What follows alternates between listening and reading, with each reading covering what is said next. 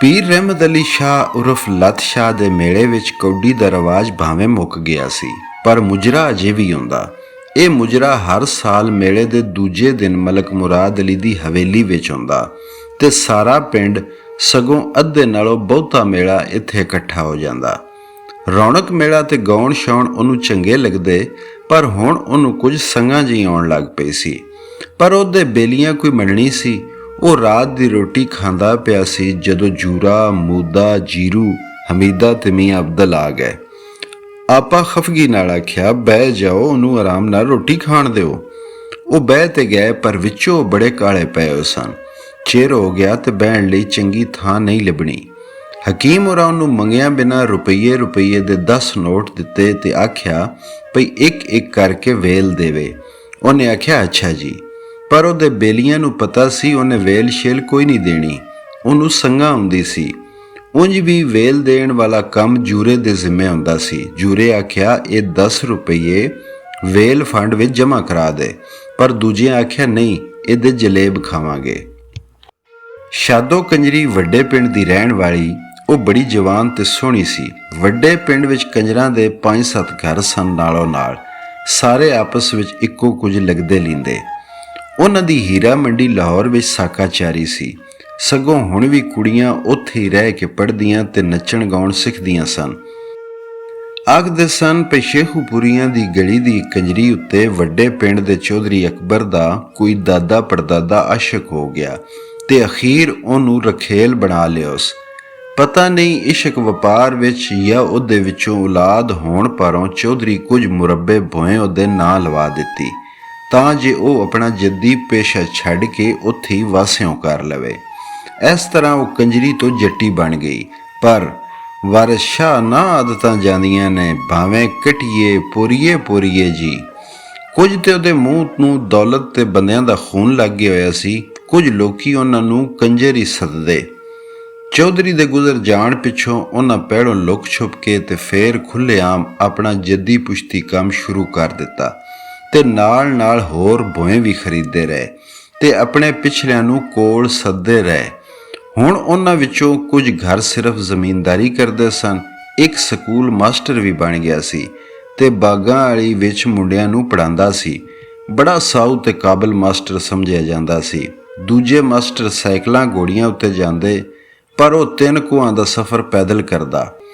ਦੂਜੀ ਤੀਜੀ ਵਿੱਚ ਉਹ ਕੁਝ ਚਿਰ ਵੱਡੇ ਪਿੰਡ ਦੇ ਸਕੂਲ ਵਿੱਚ ਖਾਲਦ ਨੂੰ ਵੀ ਪੜ੍ਹਾਉਂਦਾ ਰਿਹਾ ਸੀ। ਉਹਦਾ ਮਿੱਠਾ ਤੇ ਸ਼ਫਕਤ ਭਰਿਆ ਲਹਿਜਾ ਤੇ ਉਹਦੇ ਕੰਨਾਂ ਵਿੱਚ ਕੁੜੀਆਂ ਵਰਗੀਆਂ ਮੁਰਕੀਆਂ ਖਾਲਦ ਨੂੰ ਅਜੇ ਵੀ ਯਾਦ ਹੁੰਦੀਆਂ ਸਨ। ਉਂਝ ਤੇ ਵੱਡੇ ਪਿੰਡ ਵਿੱਚ ਹੋਰ ਵੀ 4-5 ਕੰਜਰੀਆਂ ਸਨ, ਪਰ ਅੱਜ ਕੱਲ੍ਹ ਸ਼ਾਦੋ ਦਾ ਜ਼ੋਰ ਸੀ। ਉਹਦੇ ਬਗੈਰ ਕੋਈ ਸ਼ਾਦੀ, ਅਕੀਕਾ ਜਾਂ ਮੇਲਾ ਨਾ ਸਜਦਾ। ਪਰ ਐਦਕੀ ਲੱਤ ਸ਼ਾਹ ਦੇ ਮੇਲੇ ਉੱਤੇ ਉਹਦੇ ਨਾਲ ਇੱਕ ਨਿੱਕੀ ਉਮਰ ਦੀ ਕੁੜੀ ਵੀ ਸੀ। ਪਤਲੀ ਪਤੰਗ, ਗੋਰਾ ਰੰਗ, ਲੱਗਰ ਜਿਹੀ, ਕਾਢੇ ਦੇ ਧੋਤੇ ਹੋਏ ਗੋਂਗਲੂ ਵਾਂਗ। ਖੋਰੇ ਪਹਿਲੀ ਵਾਰੀ ਕਿਸੇ ਮੁਜਰੇ ਵਿੱਚ ਆਈ ਸੀ, ਥੋੜੀ ਗਾਬਰੀ ਜਾਪਦੀ। ਉਹਦੀਆਂ ਗੱਲਾਂ ਬਖਦੀਆਂ ਪਈਆਂ ਸਨ, ਪਤਾ ਨਹੀਂ ਹਯਾ ਨਾਲ ਜਾਂ ਗਾਜ਼ੇ ਨਾਲ। ਅੱਖਾਂ ਵਿੱਚ ਵੀ ਝਾਕਾ ਸੀ। ਕਿਸੇ ਸ਼ੈ ਜਾਂ ਬੰਦੇ ਵੱਲ ਬਹੁਤਾ ਚਿਰ ਨਾ ਵੇਖਦੀ। ਗੈਸਾਂ ਦੇ ਚਾਨਣ ਵਿੱਚ ਜਦੋਂ ਉਹਦੀਆਂ ਲਾਲ ਸੂਈਆਂ ਗੱਲਾਂ ਉੱਤੇ ਲੱਗਾ ਹੋਇਆ ਅਬਰਕ ਚਮਕਦਾ, ਉਹਦੇ ਲਿਬਾਸ ਦੇ ਗੋਟੇ ਕਿਨਾਰੀਆਂ ਚੱਕ ਫੇਰੀਆਂ ਲੈਂਦੇ ਤੇ ਇੰਜ ਲੱਗਦਾ ਜਿਵੇਂ ਫੁੱਲ ਝੜੀ ਚਲਦੀ ਹੋਵੇ। 4 ਚੁਫੇਰੇ ਮੂੰਹ ਅੱਡੀ ਬੈਠੇ ਬੰਦਿਆਂ ਉੱਤੇ ਉਹਦੀਆਂ ਚਮਕਾਂ ਦੇ ਠੰਡੇ ਫੁੱਲ ਕਿਰਦੇ। ਹਰ ਨਿੱਕਾ ਵੱਡਾ ਉਸ ਨਿੱਕੀ ਉਮਰ ਦੀ ਕੰਜਰੀ ਨੂੰ ਨੀਝ ਲਾ ਕੇ ਵੇਖੀ ਜਾ ਰਿਹਾ ਸੀ। ਗਾਉਣ ਨੱਚਣ ਵੱਲ ਘੱਟ ਤੇ ਉਹਦੇ ਮੂੰਹ ਮੁਹਾਂਦਰੇ ਵੱਲ ਬਹੁਤਾ। ਸਿਰਫ ਮੀਆਂ ਅਬਦਲ ਦਾ ਧਿਆਨ ਗਾਉਣ ਵੱਲ ਸੀ। ਸਗੋਂ ਉਹ ਹੌਲੀ ਆਪੂ ਵੀ ਨਾਲ ਗਾਉਂਦਾ ਪਿਆ ਸੀ। ਫੇਰ ਫਰਮਾਇਸ਼ਾਂ ਸ਼ੁਰੂ ਹੋਈਆਂ। ਵੱਡਿਆਂ ਦੀਆਂ ਫਰਮਾਇਸ਼ਾਂ ਵੱਡੀ ਭੁਗਤਾਈਆਂ, ਪਰ ਮੁੰਡਿਆਂ ਨਿੱਕੀ ਕੋਲੋਂ ਫਿਲਮ ਪੋਸਤੀ ਦੇ 2 ਗਾਣੇ ਦੀ ਫਰਮਾਇਸ਼ ਕੀਤੀ। ਗੋਰੀਏ ਗੰਨੇ ਦੀਏ ਪੋਰੀਏ ਨੀ। ਇਹਦਾ ਰਿਕਾਰਡ ਸੁਣ ਕੇ ਮੀਆਂ ਅਬਦਲ ਤਰਜ਼ ਚੰਗੀ ਪਕਾਈ ਹੋਈ ਸੀ, ਸਗੋਂ ਅਸਲ ਨਾਲੋਂ ਬਹੁਤਾ ਚੰਗਾ ਗਾਉਂਦਾ। ਉਹਦੀ ਆਵਾਜ਼ ਵਿੱਚ ਮਰਦਾਨਾ ਕਰਾਰਾਪਨ ਤੇ ਜ਼ਨਾਨਾ ਲੋਚ ਦੁੱਧ ਖੰਡ ਵਾਂਗੂ ਇੱਕੋ ਮਿੱਕੋ ਹੋ ਗਏ ਸਨ। ਮੁੰਡਿਆਂ ਨੂੰ ਕੰਜਰੀ ਦੇ ਗਾਉਣ ਦਾ ਕੋਈ ਸਵਾਦ ਨਾ ਆਇਆ। ਉਂਝ ਵੀ ਇਹ 2 ਗਾਣਾ ਸੀ ਤੇ ਉਹ ਸੰਗ ਕੇ ਗਾ ਰਹੀ ਸੀ। ਉਹਨਾਂ ਮੀਆਂ ਅਬਦਲ ਨੂੰ ਉਸ਼ਕਲ ਦਿੱਤਾ, ਉੱਠ ਮੀਆਂ, ਆਪੂ ਗਾਓ ਕੇ ਇਹਨੂੰ ਦੱਸ ਕਿਵੇਂ ਗਾਈਦਾ ਹੈ। ਮੀਆਂ ਅਬਦਲ ਵੀ ਜੋਸ਼ ਵਿੱਚ ਆਇਆ ਹੋਇਆ ਸੀ। ਸੱਚੀ ਮੁੱਚੀ ਉੱਠ ਕੇ ਕੰਜਰੀ ਨਾਲ ਦੁਗਾਣਾ ਗਾਉਣ ਲੱਗ ਪਿਆ। ਲੋਕਾਂ ਤਾੜੀਆਂ ਮਾਰੀਆਂ, ਮੁੰਡਿਆਂ ਬੱਕਰੇ ਬੁਲਾਏ, ਸੈਂਤਾਂ ਮਾਰੀਆਂ ਤੇ ਮੀਆਂ ਅਬਦਲ ਹੋਰ ਜੋਸ਼ ਵਿੱਚ ਆ ਗਿਆ ਤੇ ਇੱਕ ਗਾਉਣ ਖਤਮ ਹੋਇਆ ਤੇ ਉਹਨੇ ਲਾਰੇ ਫਿਲਮ ਦਾ ਦੂਜਾ ਡੁਏਟ ਛੋ ਦਿੱਤਾ, ਨਿਉ ਨਹੀਂ ਲਾਣਾ ਓਏ। ਪਰ ਜਦੋਂ ਉਹ ਬਾਂਹ ਪਸਾਰ ਕੇ ਗਾ ਰਿਹਾ ਸੀ, ਸੱਜਣ ਪਿਆਰੇ ਓਏ ਦਿੰਦੇ ਲਾਰੇ ਓਏ, ਤੇ ਪਿੱਛੋਂ ਉਹਦੇ ਲੱਕ ਵਿੱਚ ਜ਼ੋਰ ਦੀ ਲੱਤ ਵੱਜੀ ਤੇ ਉਹ ਢਹਿ ਪਿਆ। ਉਹਨੇ ਪਰਤ ਕੇ ਵੇਖਿਆ, ਉਹ ਤੀਫਾ ਸੀ। ਲੱਗਦਾ ਸੀ ਕਿਸੇ ਸ਼ਰਾਰਤੀ ਮੁੰਡੇ ਜਾ ਕੇ ਉਹਦੇ ਘਰ ਵਿੱਚ ਦੱਸ ਦਿੱਤਾ ਸੀ ਭਈ ਉਹ ਕੰਜਰੀਆਂ ਨਾਲ ਗਾਉਂਦਾ ਪਿਆ ਹੈ। ਚੱਲ ਖਾਂ ਘਰ, ਤੀਫੇ ਕੰਜਰੀਆਂ ਵੱਲ ਕੰਡ ਕਰਕੇ ਆਖਿਆ, ਅੱਬੇ ਹੋਰੀ ਤੇਰਾ ਤਬਲਾ ਵਜਾਉਂਦੇ ਨੇ। ਗੱਲ ਤੇ ਬਹੁ ਮਾੜੀ ਏ, ਮੌਲਵੀ ਅਬਦੁਲ ਕਰੀਮ ਦਾ ਪੁੱਤਰ ਕੰਜਰੀਆਂ ਨਾਲ ਗਾਵੇ। ਕਿਸੇ ਵਡੇਰੇ ਗੱਲ ਵਧਾਈ। ਤੂੰ ਚੁੱਪ ਕਰ ਬਾਬਾ, ਜੂਰੇ ਭੱਟੀ ਆਖਿਆ। ਅੱਗੇ ਚੁੱਪ ਕਰਕੇ ਸੁਣਦਾ ਰਿਹਾ ਤੇ ਹੁਣ ਤੈਨੂੰ ਮਾੜੀ ਗੱਲ ਲੱਗਣ ਲੱਗ ਪਈ ਏ। ਆਹੋ ਬਾਬਾ, ਤੂੰ ਜਾ ਕੇ ਮਸੀਤੇ ਅੱਲਾ ਅੱਲਾ ਕਰ, ਬੱਗੀ ਦਾੜੀ ਨਾਲ ਕੰਜਰੀਆਂ ਵੇਖਣ ਆਇਆ ਏ, ਮੂਦੇ ਆਖਿਆ। ਮੁੰਡੇ ਤੀਫੇ ਦਾ ਗੁੱਸਾ ਬਾਬੇ ਉੱਤੇ ਕੱਢਣ ਲੱਗ ਪਏ। ਬਾਬਾ ਚੁੱਪ ਹੋ ਗਿਆ, ਪਰ ਤੀਫਾ ਬੂਤਿਆ ਹੋਇਆ ਸੀ। ਉਹਨੇ ਅਬਦੁਲ ਨੂੰ ਗਲਮਿਓਂ ਫੜਿਆ ਤੇ ਬੰਦਿਆਂ ਨੂੰ ਮਧੋਲਦਾ ਬਾਹਰ ਨੂੰ ਧਰੀਕਣ ਲੱਗ ਪਿਆ।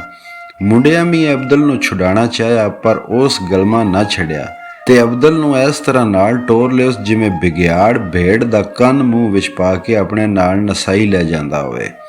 ਕੁਝ ਲੋਕੀ ਉੱਠ ਖਲੋਤੇ। ਕੁਝ ਚਿਰ ਲਈ ਮੁਜਰਾ ਬੰਦ ਹੋ ਗਿਆ।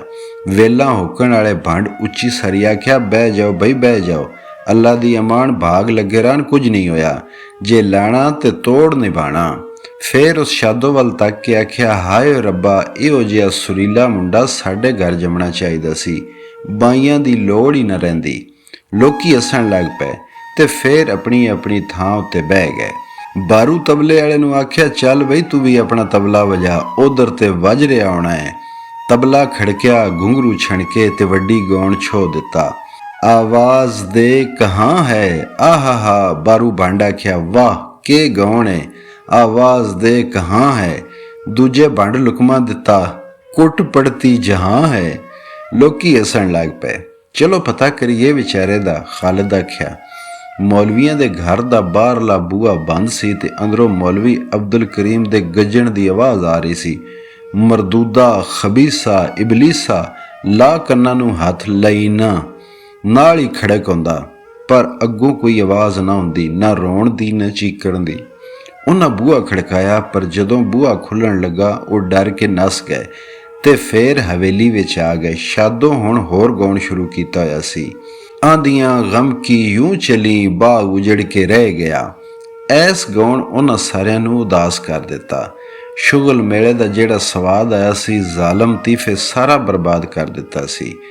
ਪਤਾ ਲਾਓ ਸ਼ਿਕਾਇਤ ਕਿੰਨੇ ਕੀਤੀ ਏ, ਜੂਰੇ ਆਖਿਆ। ਤੀਫਾ ਆਪੂ ਕਿਧਰੇ ਲੁੱਕ ਕੇ ਖਲੋਤਾ ਗਾਉਣ ਸੁਣਦਾ ਹੋਣਾ ਹੈ, ਮੂਦੇ ਆਖਿਆ। ਉੱਤੋਂ ਮੌਲਵੀ ਏ। ਨਹੀਂ, ਖਾਲਿਦ ਆਖਿਆ, ਜ਼ਰੂਰ ਕਿਸੇ ਸ਼ਰਾਰਤ ਕੀਤੀ ਏ। ਫੇਰ ਇਹ ਕਾਰਿਸਤਾਨੀ ਵਾਰਸ ਦੀ ਹੋਣੀ ਏ। ਉਹਨੇ ਮੌਲਵੀਆਂ ਵੱਲ ਬੰਦਾ ਟੁਰਿਆ ਹੋਣਾ ਹੈ। ਚੰਗਾ, ਉਹਨੂੰ ਵੀ ਵੇਖ ਲਵਾਂਗੇ। ਹਮੀਦੇ ਮਿਰਾਸੀ ਮੁੱਛਾਂ ਉਗਣ ਵਾਲੀ ਥਾਂ ਉੱਤੇ ਹੱਥ ਫੇਰ ਕੇ ਆਖਿਆ, ਤੈਨੂੰ ਤੇ ਉਹਨੇ ਭੌਂਕਣ ਤੇ ਲਾ ਛੱਡਣਾ ਹੈ। ਮੂਦੇ ਆਖਿਆ, ਹੁਣ ਲਾਇਆ ਸੂ ਤੇ ਮੈਂ ਵੱਢ ਲੈਣਾ ਹੈ। ਹਮੀਦੇ ਆਖਿਆ, ਮੈਂ ਸਿੱਖ ਲਿਆ ਹੈ। ਚਲੋ ਚਲੀਏ। ਖਾਲਿਦ ਆਖਿਆ, ਕੋਈ ਸਵਾਦ ਨਹੀਂ ਰਿਹਾ। ਉਹ ਉੱਠ ਖਲੋਤੇ, ਪਰ ਫੇਰ ਬਹਿ ਗਏ। ਬਾਰੂ ਭੰਡ ਦੀ ਨਕਲ ਸ਼ੁਰੂ ਹੋਣ ਲੱਗੀ ਸੀ। ਬਾਰੂ ਭੰਡ ਬੜਾ ਮਸ਼ਹੂਰ ਨਕਲੀਆ ਸੀ। ਪਿੰਡਾਂ ਵਿੱਚ ਉਹਦੀਆਂ ਵਿਆਹਾਂ ਮੇਲਿਆਂ ਵਿੱਚ ਕੀਤੀਆਂ ਹੋਈਆਂ ਨਕਲਾਂ, ਮਖੌਲ ਤੇ ਹਾਜ਼ਰ ਜਵਾਬੀਆਂ ਦਾ ਘਰਾਂ ਬੈਠਕਾਂ ਤੇ ਦਾਰਿਆਂ ਵਿੱਚ ਜ਼ਿਕਰ ਹੁੰਦਾ। ਉਹ ਗਾਉਂਦਾ ਵੀ ਸੀ। ਪਿਓ ਦਾਦੇ ਤੋਂ ਕਲਾਸੀਕੀ ਗਾਉਣ ਸਿੱਖਿਆ ਸੂ, ਪਰ ਉਹਦੇ ਗਾਉਣ ਦੀ ਕਿਸੇ ਨੂੰ ਸਮਝ ਸੀ ਨਾ ਜ਼ੌਕ। ਕੰਜਰੀਆਂ ਉਹਨੂੰ ਉਸਤਾਦ ਮੰਨਦੀਆਂ ਸਨ। ਉਹ ਉਹਨਾਂ ਨੂੰ ਸਿਖਾਉਂਦਾ ਵੀ ਸੀ, ਪਰ ਉਹਦੀ ਮਸ਼ਹੂਰੀ ਨਕਲਾਂ ਪਾਰੋਂ ਸੀ। ਹਰ ਵਾਰੀ ਕੋਈ ਨਵੀਂ ਨਕਲ ਵਿਖਾਉਂਦਾ। ਕਦੀ ਨਕਲਾਂ ਸ਼ੁਰੂ ਹੋਣ ਤੋਂ ਪਹਿਲਾਂ ਅਡੋਲ ਗਾਇਬ ਹੋ ਜਾਂਦਾ ਤੇ ਫੇਰ ਛੱਪੜ ਵਿੱਚੋਂ ਗਾਰੇ ਚਿੱਕੜ ਵਿੱਚ ਲੁਬੜਿਆ ਮੱਝ ਬਣ ਕੇ ਆ ਜਾਂਦਾ। ਕਦੀ ਮਿਰਾਸੀਆਂ ਦਾ ਕੁੱਕੜ ਬਣ ਕੇ ਅੱਧੀ ਰਾਤ ਤੋਂ ਪਹਿਲਾਂ ਹੀ ਬਾਂਗਾਂ ਦੇਣ ਲੱਗ ਪੈਂਦਾ। ਕਦੀ ਕਈ ਤਰ੍ਹਾਂ ਦੇ ਮੁਰਦਿਆਂ ਦੀਆਂ ਨਕਲਾਂ ਲਾਉਂਦਾ ਪਈ। ਮੁਖਤਲਿਫ ਜ਼ਾਤਾਂ, ਪੇਸ਼ਿਆਂ ਤੇ ਬਿਮਾਰੀਆਂ ਵਾਲੇ ਮੁਰਦੇ ਕਿਵੇਂ ਦਿਸਦੇ ਜਾਂ ਆਕੜ ਜਾਂਦੇ ਨੇ। ਨਿੱਕੇ ਵੱਡੇ ਮੇਲੇ ਜਾਂ ਵਿਆਹ ਖਤਨੇ ਆਪੂ ਭੁਗਤਾ ਲੈਂਦਾ ਸੀ। ਉਹਨੇ ਆਪਣੇ ਨਿੱਕੇ ਪੁੱਤਰ ਨੂੰ ਨੱਚਣ ਗਾਉਣ ਸਿਖਾਇਆ ਹੋਇਆ ਸੀ। ਉਹ ਕੁੜੀਆਂ ਵਰਗੇ ਕੱਪੜੇ ਪਾ ਕੇ ਮੂੰਹ ਉੱਤੇ ਸੁਰਖੀ ਪਾਊਡਰ ਲਾ ਕੇ ਗਾਉਂਦਾ। ਬਾਰੂ ਸਾਰੰਗੀ ਤੇ ਵੱਡਾ ਮੁੰਡਾ ਤਬਲਾ ਵਜਾਉਂਦੇ ਪਰ ਵੱਡੇ ਵਿਆਹਾਂ ਤੇ ਮੇਲਿਆਂ ਵਿੱਚ ਉਹਨੂੰ ਕੰਜਰੀਆਂ ਸੱਦਣ ਦੀ ਸਾਈ ਦਿੱਤੀ ਜਾਂਦੀ। ਕੰਜਰਾਂ ਨਾਲ ਅੱਗੋਂ ਲੇਖਾ ਉਹ ਹੀ ਕਰਦਾ। ਇਲਾਕੇ ਦੇ ਚੌਧਰੀਆਂ ਮਲਕਾਂ ਵਿੱਚ ਉਹਦੇ ਰਸੂਖ ਪਾਰੋਂ ਕੰਜਰ ਕੰਜਰੀਆਂ ਵੀ ਉਹਦਾ ਦੀਦ ਲਿਹਾਜ਼ ਕਰਦੀਆਂ। ਉਸ ਰਾਤੀ ਵੀ ਉਹਨੇ ਲੋਕਾਂ ਨੂੰ ਹਸਾ ਕੇ ਢਿੱਡ ਪੀੜ ਲਾ ਦਿੱਤੀ। ਆਖੇ ਜਦੋਂ ਕੋਈ ਡੰਗਰ ਮਰ ਜਾਂਦਾ ਹੈ ਤੇ ਚੂੜੇ ਸਾਂਸੀ ਉਹਦੀ ਖੱਲ ਲਾ ਕੇ ਲੈ ਜਾਂਦੇ ਨੇ। ਸਭ ਤੋਂ ਪਹਿਲਾਂ ਕੁੱਤੇ ਮਿਤਰਾੜ ਖਾਣਾ ਸ਼ੁਰੂ ਕਰਦੇ ਨੇ। ਢੋਡਰ ਕਾਂ ਕੋਲ ਬੈਠੇ ਆਪਣੀ ਵਾਰੀ ਨੂੰ ਉਡੀਕਦੇ ਹੁੰਦੇ ਨੇ। ਮਿਤਰਾੜ ਦੀ ਬੂ ਸੌਂ ਕੇ ਅਸਮਾਨੀ ਉੱਡਦੀਆਂ ਗਿਰਜਾਂ ਥੱਲੇ ਲੈ ਆਉਂਦੀਆਂ ਨੇ ਤੇ ਪੁੱਛਦੀਆਂ ਨੇ ਕੀ ਬਾਏ। ਮਿਤਰਾੜ ਖਾਂਦੇ ਕੁੱਤੇ ਜਵਾਬ ਦਿੰਦੇ ਨੇ ਮੁਫਤੇ ਮੁਫਤੇ। ਢੋਡਰ ਕਾਂ ਕੁੱਤਿਆਂ ਨੂੰ ਸਲਾਹ ਦਿੰਦੇ ਨੇ ਟਰਕਾਓ ਨਹੀਂ ਟਰਕਾਓ ਨਹੀਂ। ਖਾਲਦ ਤੇ ਉਹਦੇ ਬੇਲੀ ਵੀ ਦਿਲ ਖੋਲ ਕੇ ਹੱਸੇ, ਪਰ ਫੇਰ ਮੀਆਂ ਅਬਦਲ ਦਾ ਚੇਤਾ ਕਰਕੇ ਉਦਾਸ ਹੋ ਗਏ।